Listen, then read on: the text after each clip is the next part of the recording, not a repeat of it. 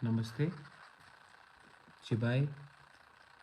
ये मेरा 2023 का सबसे पहला फेसबुक लाइव है और मैं आप सबको सबसे पहले नए साल का 2023 का शुभकामना देना चाहता हूँ।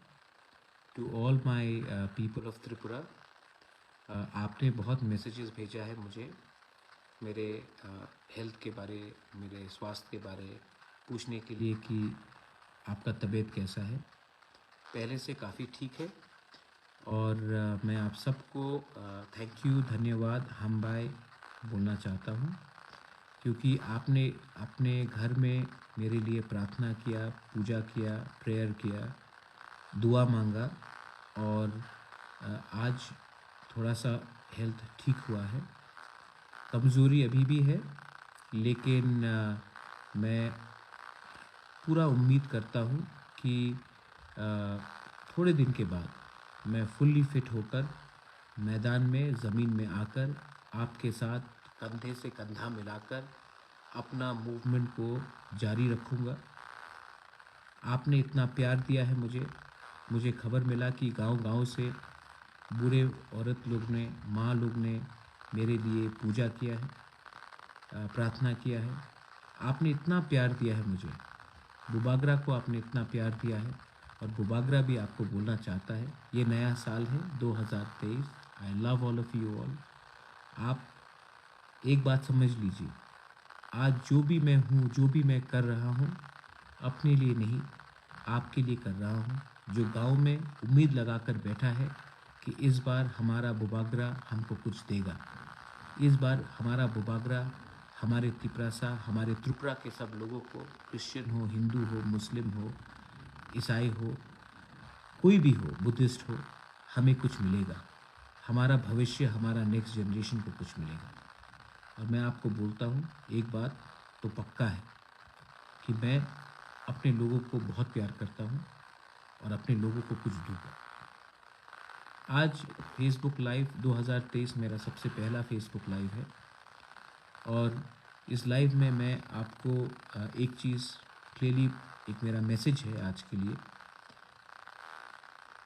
आज से 4 साल पहले माधवबारी में 8 जनवरी को जब हमारे निहत्थे unarmed students citizenship amendment act के खिलाफ प्रोटेस्ट कर रहे थे, उस समय हम सब ने देखा कि पुलिस ने निशाना देखकर हमारे तिपरासा को गोली से मारा।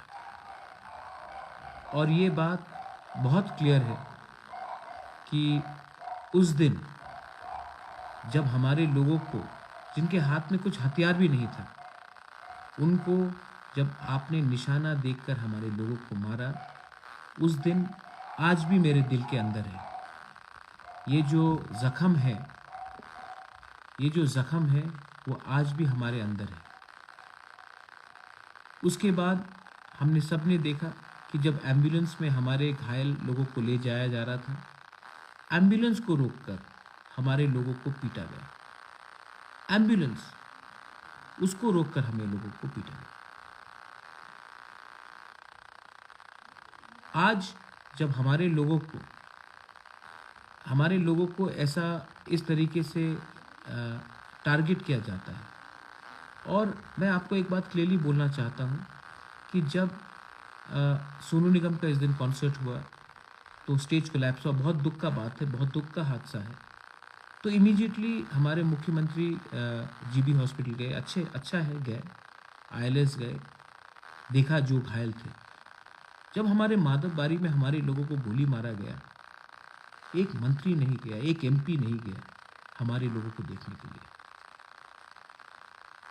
ये कहाँ सबका साथ सबका विकास है? अगर कोई मंत्री के एस्कॉर्ट या कॉन्वॉय में कोई साधारण इंसान बीच में आ जाता है तो हमारे मंत्री लोग या एमपी लोग ट्रैफिक कांस्टेबल को सस्पेंड करते, लेकिन 5 आदमी को गोली मारा गया और एक ऑफिसर भी ट्रांसफर नहीं हुआ, सस्पेंड नहीं हुआ। क्यों है त्रिपुरा में 2 कानून, एक हमारे लिए और एक सबके लिए? क्यों? ये जो माधवबारी का इंसिडेंट है, ये हमें याद दिलाता है कि हम अपने ही राज्य में, अपने ही ज़मीन में हमें अलग कर हमें वंचित कर ये शासन किया जा रहा है। हम नहीं भूलेंगे, हम नहीं भूलेंगे। और मैं अपने लोगों को, त्रिपुरा के लोगों को एक बात बोलना चाहता हूँ कि ये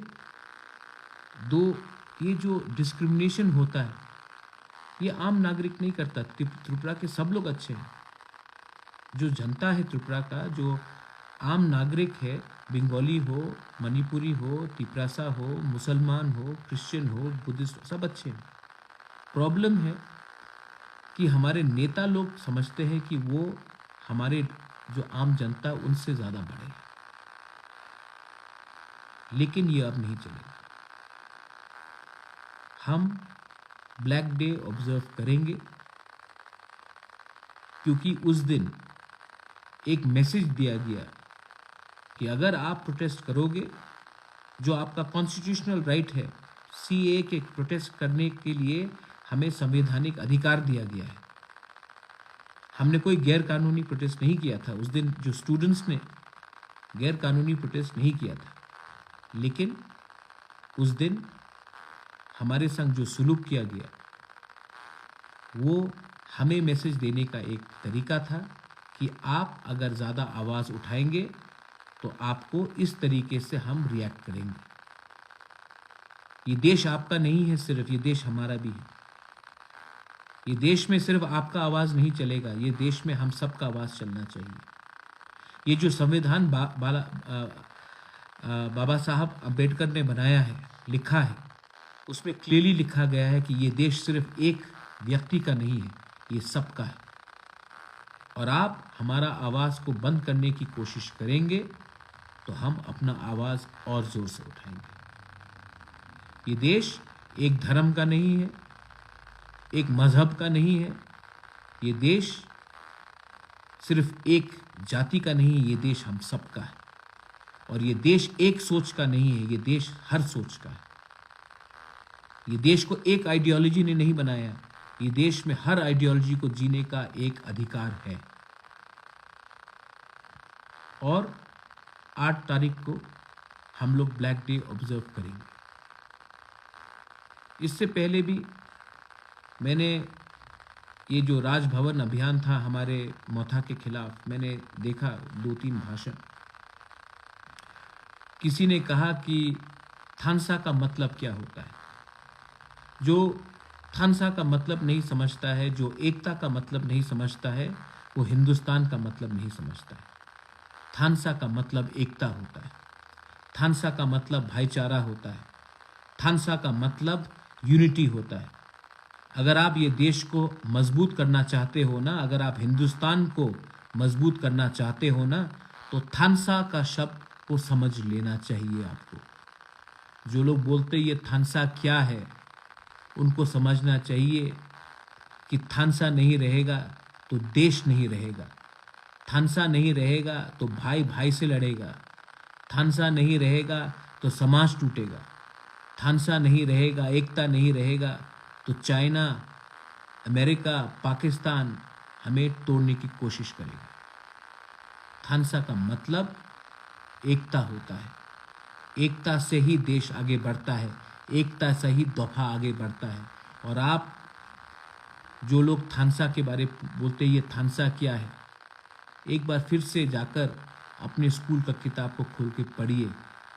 ये देश थानसा से बना, और ये जो हमारा तिपरासा है वो थानसा को तोड़ने अब नहीं देगा।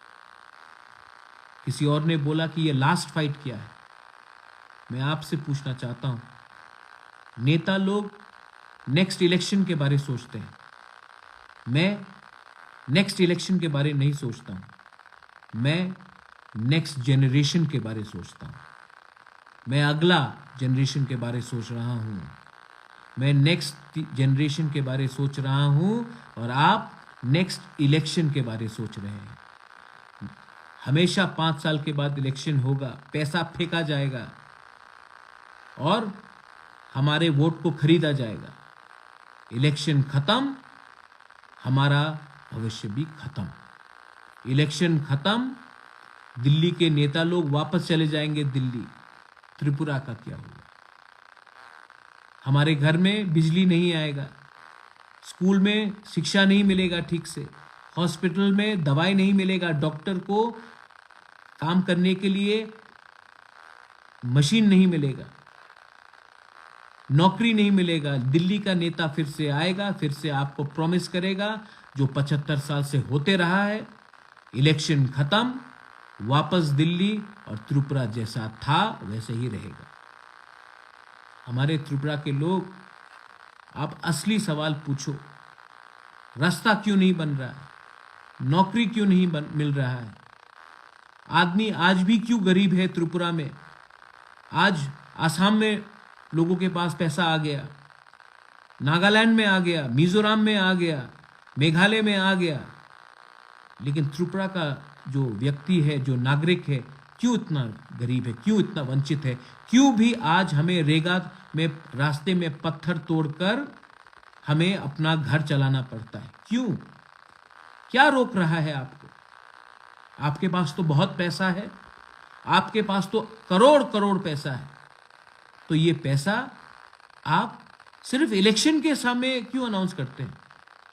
इलेक्शन के 1 महीने पहले ही आपको क्यों नींद से आप उठकर बोलते हैं कि त्रिपुरा को हम ये देंगे, त्रिपुरा को हम वो देंगे, त्रिपुरा को इतना करोड़ रुपया देंगे? 5 साल तक आप क्यों सो के बैठे थे? इलेक्शन के पहले ही आप क्यों उठते हैं? त्रिपुरा के लोगों को क्यों बेवकूफ बनाते हैं? ये आप 1 साल पहले अनाउंस नहीं कर सकते थे? ये आप 6 महीने पहले अनाउंस नहीं कर सकते थे?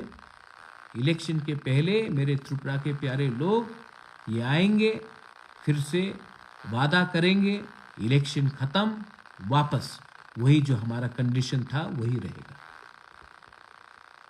आप लोग एक बात तय कर लो, सिस्टम को चेंज करना है कि नहीं? अगर सिस्टम को चेंज करना है तो अपने ऊपर विश्वास करो, अपने ऊपर विश्वास करो। ये सिस्टम सड़ चुका है। हमारे त्रिपुरा के लोग बहुत अच्छे हैं, सब लोग सीधे हैं, सिंपल हैं, ईमानदार हैं, और हमें बेवकूफ बनाया जाता है। हमारे लीडर लोग खराब हैं, हमारे लीडर, कुछ, सब नहीं, कुछ लोग स्वार्थी हो गए। थोड़ा पैसा मिला तो अपने आइडियोलॉजी को कॉम्प्रोमाइज़ करो, थोड़ा पैसा मिला तो अपने सपोर्टर को, अपने लोगों को बेवकूफ बनाकर बेच दो। ये पैसा ना पूरी ज़िंदगी आपके जेब में, आपके बैंक में नहीं रहेगा। हमें अधिकार चाहिए, हमें राइट्स चाहिए। हमारा फाइट हमारा सर्वाइवल और एग्जिस्टेंस के लिए है। आज मंदिर और मस्जिद के बारे हम बात कर रहे हैं, हॉस्पिटल के बारे में बात करना चाहिए। आज हम धर्म में बात कर रहे हैं कि ये इसका ये धर्म है, इसका वो धर्म है। स्कूल में टीचर नहीं है, बच्चे को शिक्षा मिलना चाहिए, वो बात नहीं करेंगे आप। आज आपने एक सवाल, मेरे एक मंत्री ने हमारे एमडीसी के बारे में पूछा कि इसका बाप क्या करता था और ये आज क्या कर रहा है, इतना पैसा कहाँ आया, इसका बाप क्या करता था। हमारे एमडीसी के बारे में आपने सवाल पूछा, उंगली उठाया। उमा शंकर का पिताजी किसान था और वो आज एमडीसी है। उसका बच्चा कल त्रिपुरा का डीआईजी बनेगा, वो उसका अधिकार है। एक त्रिपुरा सा डीआईजी क्यों नहीं बन सकता? क्या किसान का बेटा पूरा जिंदगी किसान खेत में काम करेगा? उसका बच्चा क्या स्कूल नहीं जाएगा? आप किसी के बैकग्राउंड में क्यों अटैक करते हो? आज अगर एक देश का प्राइम मिनिस्टर जो चाय बेचता था देश का प्राइम मिनिस्टर है, हम गर्व से बोल सकते हैं कि हमारे देश में एक जो चाय बेचता था वो प्राइम मिनिस्टर है। तो एक टिपरासा जो गांव में काम करता है, पत्थर तोड़ता है, उसका बच्चा त्रिपुरा में चीफ मिनिस्टर क्यों नहीं बनेगा, त्रिपुरा में डीजी क्यों नहीं बनेगा, हाई कोर्ट में जज क्यों नहीं बनेगा? ये सिर्फ हम क्या पूरी जिंदगी जहां में थे वहीं में रहेंगे? अपना औकात, अपना बैकग्राउंड, अपना आइडेंटिटी को मत भूलो। गर्व करो कि मेरा पिताजी किसान था, मैं और मेरा बेटा कल कुछ और बनेगा। यह आपका अधिकार है। और मैं आपको क्लियरली बोल रहा हूं, ये इलेक्शन में कॉम्प्रोमाइज नहीं होगा। हम कॉम्प्रोमाइज नहीं करेंगे। ये मेरा लास्ट फाइट है। आपको मजाक उड़ाना है कि क्या है लास्ट फाइट? ये मेरा लास्ट फाइट नेक्स्ट जनरेशन के लिए है। ये मेरा लास्ट फाइट मेरे जमीन के लिए है। ये मेरा लास्ट फाइट मेरे लोगों के लिए है। ये मेरा लास्ट फाइट इसलिए है क्योंकि मैं जानता नहीं हूं कि मैं कितना दिन जिंदा रहूं। आपके लिए क्या है ये फाइट? पद। आपके लिए क्या है ये फाइट? पोस्ट। आपके लिए क्या है ये फाइट? और एक इलेक्शन। पावर। ये पावर ना परमानेंट नहीं, राइट्स परमानेंट है। मैं अपने लोगों को अधिकार देना चाहता हूं। आप अपने पार्टी को पावर में लाना चाहते हैं। पार्टी से बड़ा लोग होता है, पार्टी से बड़ा हमारा नागरिक होता है। People are bigger than the party. पुइला जाति, पुइला देश, उलो पार्टी। देश अपने पार्टी से बड़ा है। मैं अपने देश से प्यार करता हूं, मैं अपने राज्य से प्यार करता हूं, मैं अपने पार्टी को बाद में प्यार करता हूं। ये सोच रखना चाहिए। ये 2023 का इलेक्शन मैं पॉजिटिवली फाइट करना चाहता हूं। मैं नफरत से नहीं फाइट करना चाहता। मैं प्यार बांटना चाहता हूं। और यहां में बहुत पार्टीज भी है, आईपीएफटी भी है। एनसी दे वर्मा अब नहीं रहे, भगवान उसके आत्मा को शांति दे। लेकिन मैं आईपीएफटी से फिर से दरख्वास्त करना चाहता हूं, कुछ नहीं मिलेगा। आपका डिमांड और हमारा डिमांड भी एक ही, एक हो जाइए। मुझे नाम में कुछ परवाह नहीं है। एक होकर, एक सिंबल में, एक पार्टी होकर, एक आवाज में। पब्लिक को थानसा देखना है, पब्लिक को कुछ नहीं देख चाहिए, पब्लिक को थानसा देखना है। एक पार्टी होकर, एक आवाज में, एक सिंबल होकर चलिए फाइट करते हैं। मैं रेडी हूं। पब्लिक को जो चाहिए, हमारे लोगों को, गरीब जनता को यही चाहिए। गरीब जनता आशा कर रहा है। और अगर हम अपने स्वार्थ के लिए अगर हमने जनता का दिल तोड़ा ना, तो भगवान भी कभी हमें माफ नहीं करेगा। ये एक राइट चांस है हमें एक होने के लिए। और मैं आप सबको अपील करता हूं, आईपीएफटी को अपील करता हूं, नाम में क्या लिखा है, नाम जो भी होगा आप डिसाइड कीजिए। सिंबल एक होना चाहिए, तिपरासा को एक होना चाहिए, मुसलमान को एक होना चाहिए, हिंदू बंगाली को एक होना चाहिए, मणिपुरी आदिवासी को एक होना चाहिए। और एक होकर हमें एक आवाज में इस बार फाइट करना चाहिए। 2023 should be a great year for everyone. I wish you all the best. I want you to be positive. नफरत मत बांटो, प्यार बांटो।